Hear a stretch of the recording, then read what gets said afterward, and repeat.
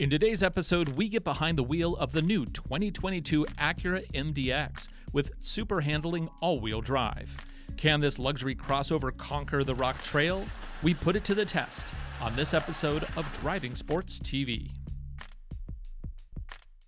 In the automotive world, there are only a few cars that can claim to have defined an entire segment. In the space of luxury three-row crossovers, the Acura MDX has done just that.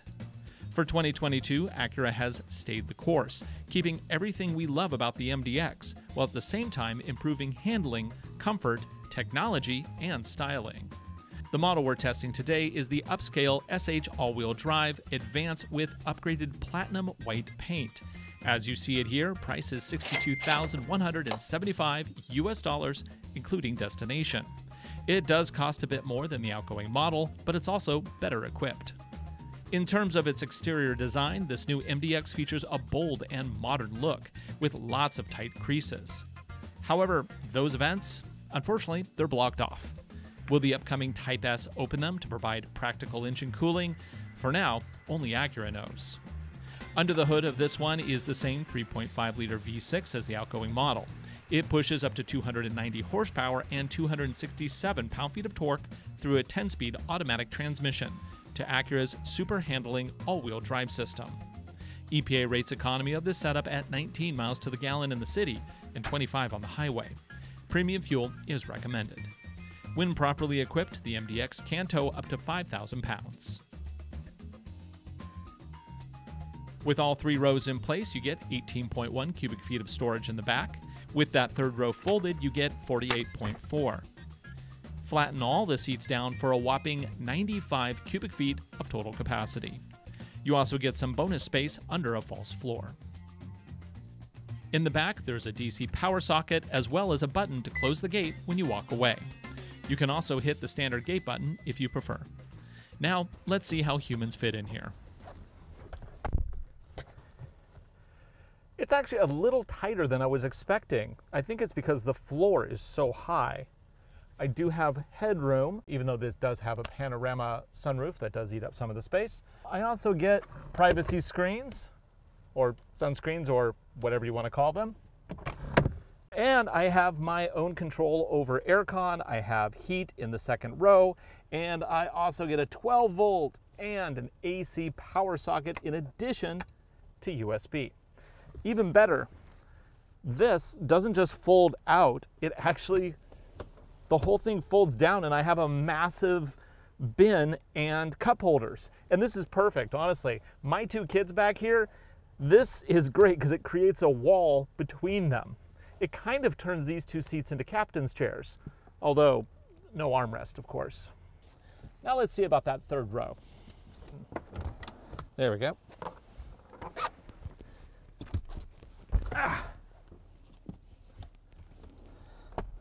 Okay. Oh, that's tight. Wow, that is snug. My head doesn't fit, my legs don't fit. Nope, this isn't gonna work. If I was stuck back here, I do get a cup holder and a USB socket, but that's not even enough to sway me. Okay, so the back was so-so. Hopefully the main cabin provides an upgraded experience over the outgoing model.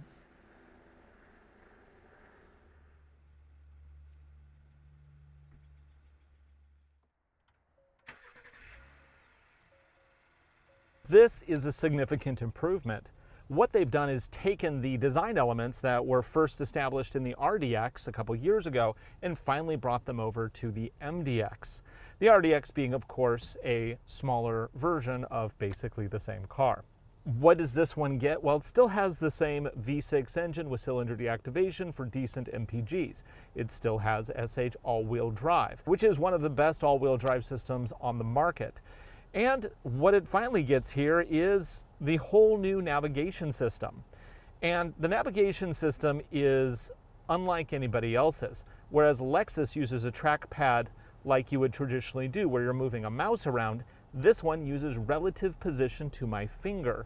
So if I touch the top left, it selects the top left. If I select the top right, it selects the top right. It's actually really intuitive once you get used to it, and I actually really like it. I think it's a great setup. It makes sense. The graphics are very nice, especially when you compare it to, say, like the Toyota system. And then we actually have another little trackpad on the right here, which allows you to scan through all the different options for the right-hand panel on this really nice widescreen display. Let's try a navigation search. Now let's go find. Search on the left. Now I can either write with my finger. Let's do Ca, A, F, or I can just click the top left. Cafe Ladro.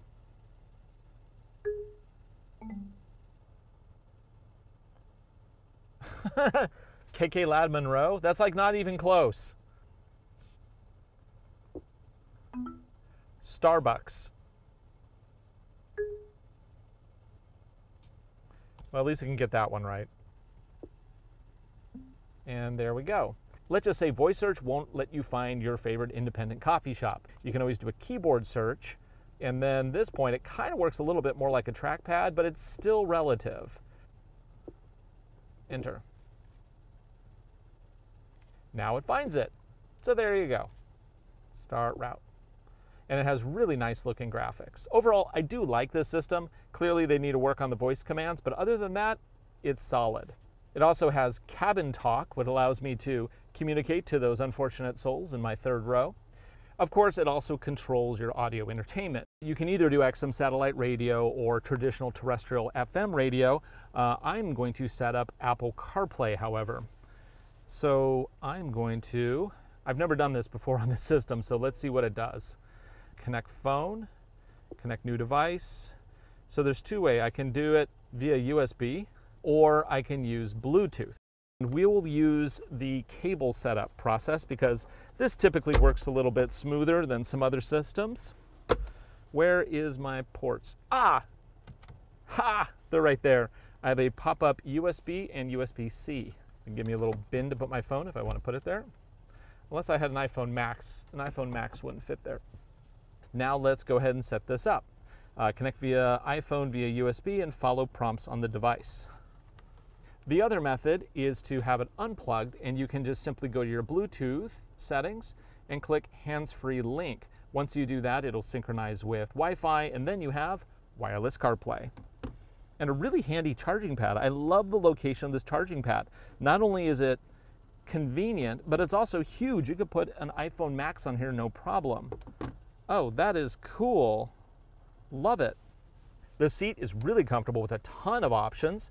As I play with the toggles on the side, I also get displays up here to tell me what's going on, which is kind of nice because sometimes you're kind of guessing, like, did that lumbar just move? Well, that takes the guesswork out of it. I also have option for seat ventilation and heating, as well as auto, where it'll basically detect if it's cold or warm out and adjust the seat accordingly. Yeah, overall, this is just a fantastic cabin. I love it.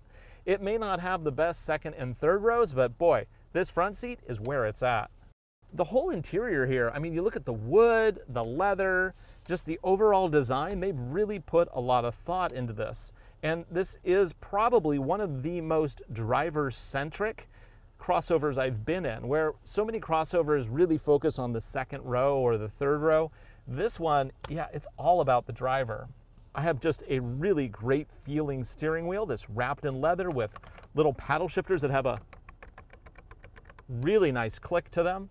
And then, of course, the gauge cluster has been replaced with a digital screen. So I can use this to scroll through features on the right, as everything from safety to G meters to the all-wheel drive data, which I'd love to see that on a display. I can also set lane detection and adaptive cruise control. And then over here, I actually have an apps button on the steering wheel, which is cool. Oh, heads-up display. Ha! And then from apps, I can pick Alexa, CarPlay, Bluetooth, well, all sorts of different options. Okay, and I can even customize this menu. I love it when they actually integrate the heads-up display into the vehicle like it's not an afterthought. So many vehicles, you have to do special setup for heads-up display. It's not integrated onto the wheel. I like this. This is cool. Where many car makers kind of tuck the drive modes down here as a secondary thought, this one, Acura, puts front and center with a massive dynamic mode switch. Ooh, it changes my digital display. That's neat. Oh, big animations up there. Look at that. Oh, okay, that's pretty cool. Now we can also do individual by hitting the button and hold it. And that now lets us adjust everything. And you will note everything is adjustable here. We have engine, steering, suspension, idle, start, stop, gauge. I can pick which gauge cluster. There's 3 different designs. And then of course you can also have the lighting, different accent lighting themes as well. In terms of safety, of course you get everything. Collision mitigation, adaptive cruise control with lane detection and centering, blind spot warning on the inside, and of course it has a backup camera with rear cross traffic alerts as well. And of course this uses their transmission selection buttons, which I actually kind of like. Drive, sport, yeah, that makes sense. Okay, I'm excited. Let's go take this for a drive.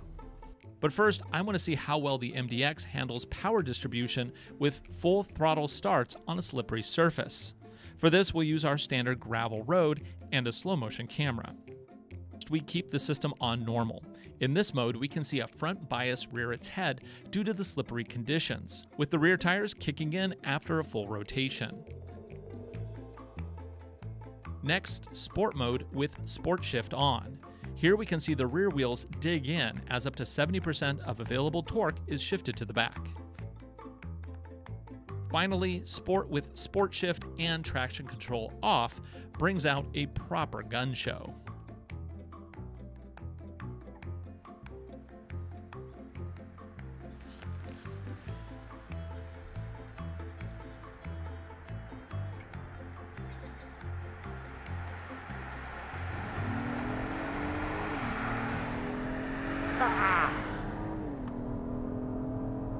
I love the sound of this thing. Oh! Switch over to sport. Ooh, the steering wheel firms up. Okay, we're gonna play with that later. Right now, let's put it into normal mode and take a look at some of the safety features that we have here. Now, I love the fact that the blind spot warning is on the inside of the cabin right up here. That makes it easy to see in inclement weather. When they put it on the mirror itself, you kind of have to look through the snow and rain and that stuff to see it. It's just not a very good solution. This is definitely better. This, of course, includes adaptive cruise control with lane centering, so let's go ahead and give that a try and see if it's any good. I'm going to make sure lane detection is on, set the speed faster than the speed limit, but it's going to mirror the vehicle in front of us, so it's never going to actually go too quick here. And so far, doing pretty good. It's keeping speed. Now, it is a little bit rainy out today, and sometimes this can be a problem for some systems. But so far, this is doing fine. Let's come up to the corner here and see how well this tracks the corner. So I take my hands off the wheel for 1, 2, 3, 4, 5, 6, 7, 8, 9, 10, 11, 12. Okay, it was about 12 seconds before it asked me to put my hands back on the wheel. And there was a little bit of wavering side to side, so it's not as solid as some other lane tracing systems, but it's still pretty good. And again, it's working in rainy weather like this. I'm a little surprised with how much cabin noise there is in here. I kind of expected it to be a little bit more luxurious from a sound deadening perspective. I would definitely say the Mercedes GLE is quieter on the freeway in this particular stretch. Now, it could do something with the tire selection. These are all seasons on 20-inch wheels, but I suspect that it's not, because I'm actually hearing a lot of wind noise. Now, it is windy out and it's rainy, so there's going to be some environmental noise, but I just feel like it's a little bit louder than what I'm used to in some other top-end luxury vehicles. Visibility is great. I mean, really, I can see all corners here. I also have a good indication where my front wheels are, and the heads-up display is very clear and concise. It does mirror a lot of the information in this digital display, but it is kind of nice to be able to see it up there. And I love this digital display. And even on the freeway, it's super easy to use once you get used to it. It's super easy just to write this off as saying, oh, this isn't any good. But the fact is it actually does work really well when you get used to it. But there is that bit of a learning curve because it is so different from traditional trackpad devices. In terms of the whole interior, I really like the way everything is laid out. It all falls to hand nicely, and it's easy to access while you're driving. However, I find that the wireless CarPlay is really flaky. Like, the moment you leave the vehicle and come back with your phone, it won't connect, or in the middle of being connected, it'll just drop. I think they definitely need to work on that a little bit, which is a little disappointing. However, that said, I can always fall back to a traditional cable.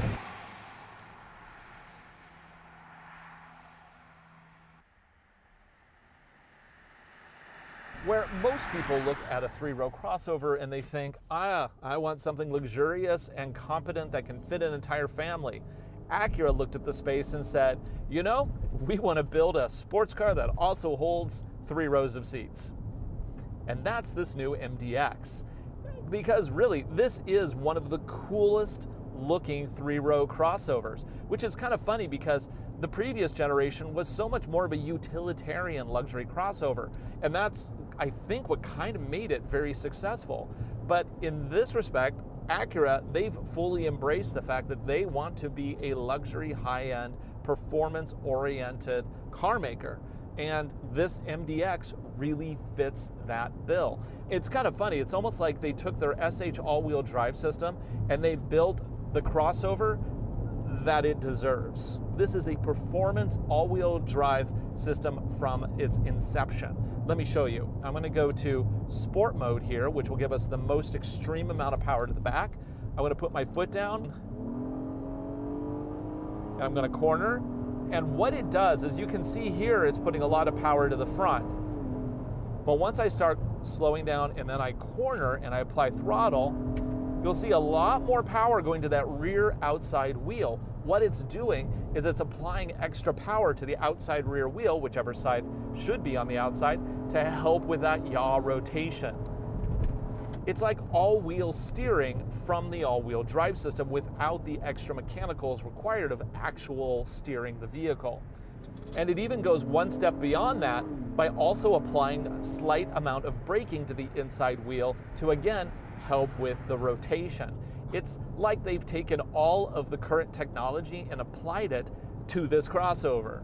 And you know, there's just not a lot of crossovers that can claim to have one of the best all-wheel drive systems from a performance perspective on the planet. This MDX can. Of course, in sport mode, this 10-speed automatic transmission is at its sportiest. It does change gears really quickly. I mean, I can pound through the gears, and it's so smooth. That V6 is so smooth, you get up to speed really quick.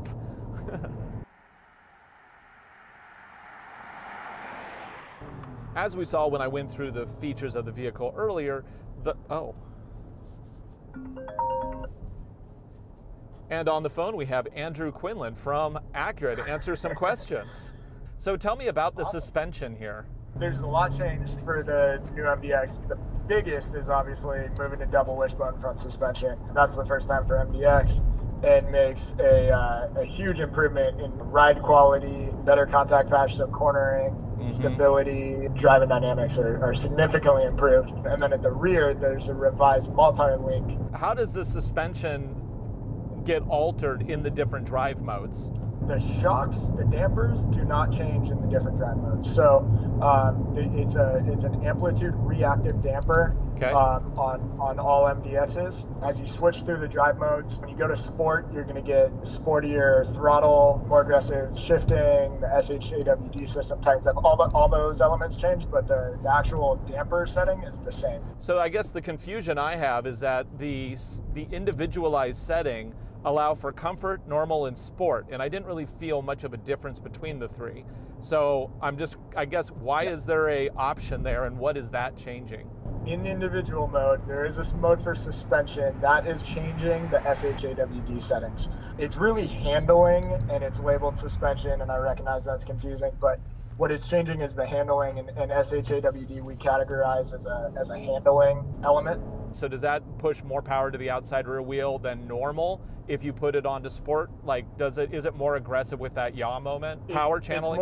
It's more aggressive, exactly. My guess is the theoretical conditions that would send, you know, the maximum torque to that outside rear, which is 70% of the engine torque. So, you know, 70% can go to the rear, and then 100% of that can go to either your right or rear outside.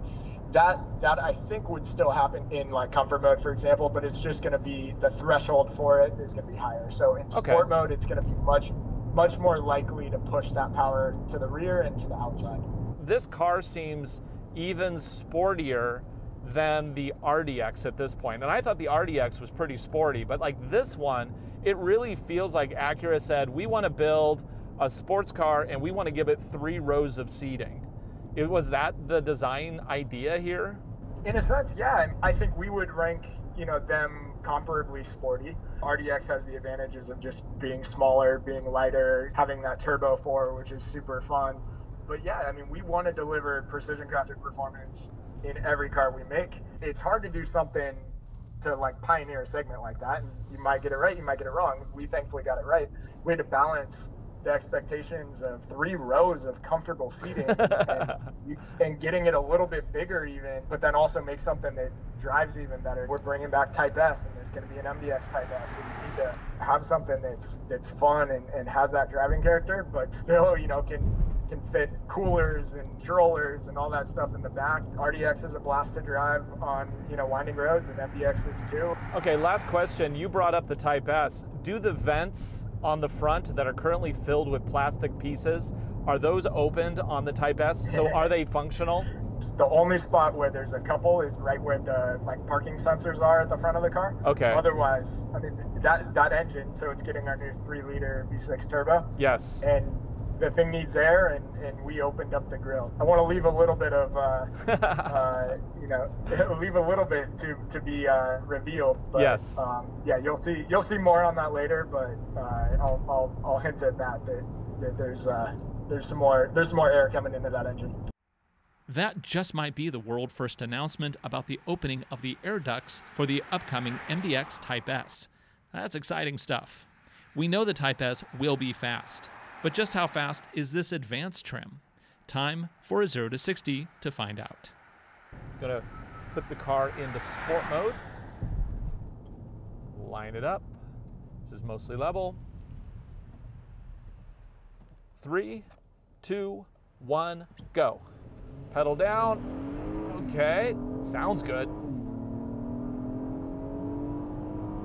60, 6.92 seconds. I like that. Now let's see how this does in the woods. As we know, the suspension is not actually adjustable, so this will be interesting.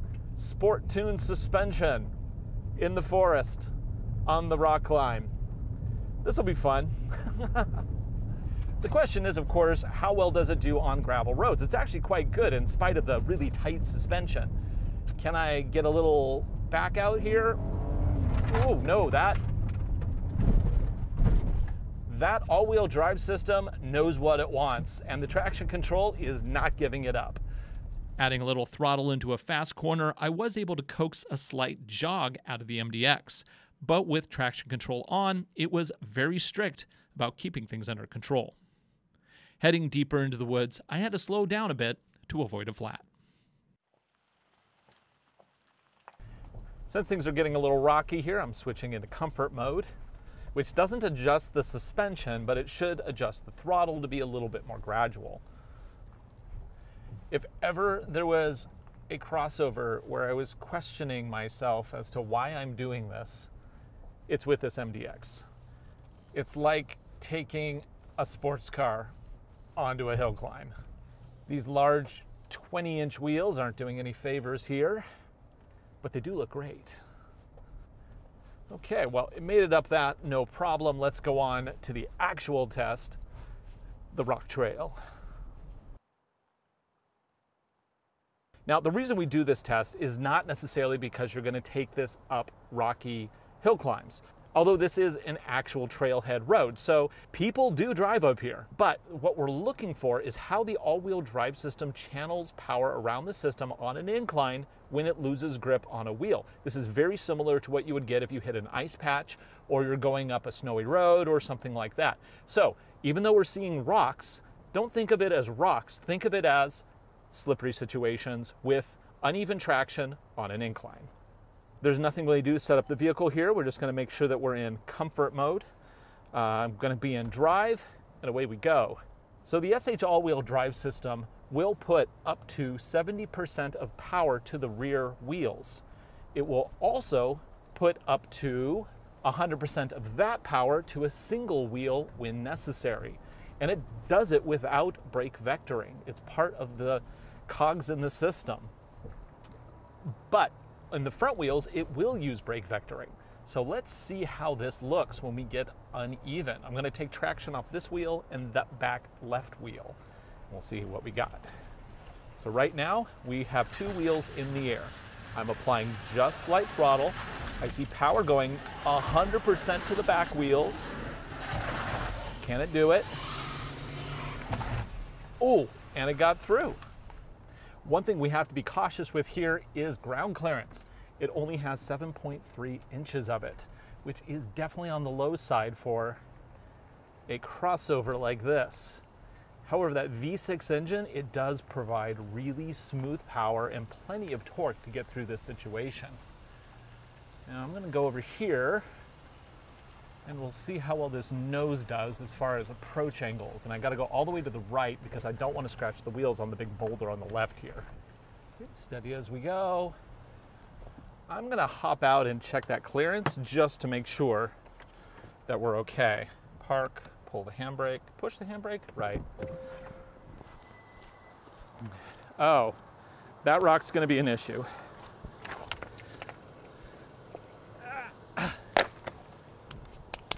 Okay, I think we're clear. And away we go. Power on smooth.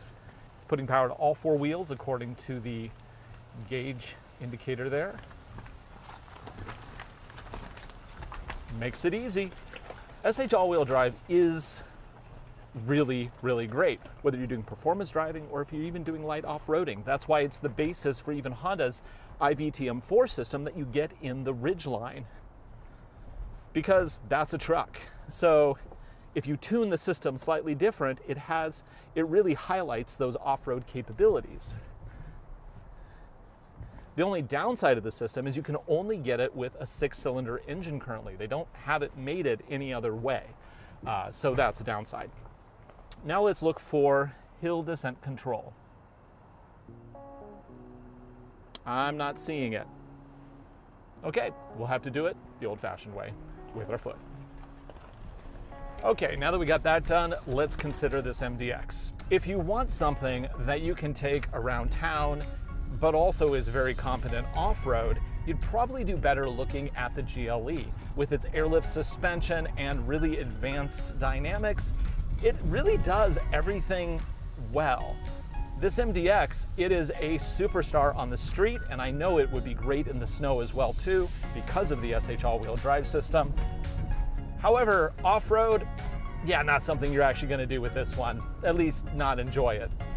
But what they get right in the MDX is the stuff that matters to a lot of people. It has the presence of a sports car. It has the driving capability of a sports car, yet it can fit an entire family fairly comfortably.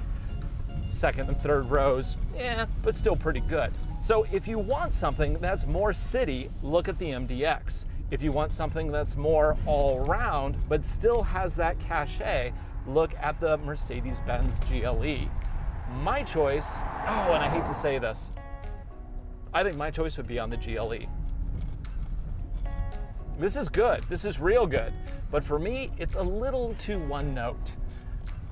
And it pains me to say that because I really like this car, but I think that it really focuses on a very specific buyer. It's more laser focused than the GLE, and that's both to its benefit as well as to its detriment. For Driving Sports TV, I'm Ryan Douthit. Thanks for watching. Be sure to subscribe, leave a comment. What would you take? Would you take this or the GLE or something totally different? Until next week, drive safe.